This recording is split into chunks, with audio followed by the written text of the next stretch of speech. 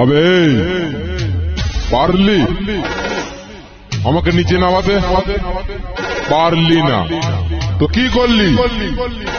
শোন, তুই কেন, তোর গড ফাদার এলেও কিচ্ছু করতে পারবে না। শুনে রাখ, বস যখন যেটা চাইবে তখনই সেটা করবে। কোন মাইকেলাল এখনো পর্যন্ত জন্ম নেয়নি যে আমাকে আটকায়। থাকলে আয়।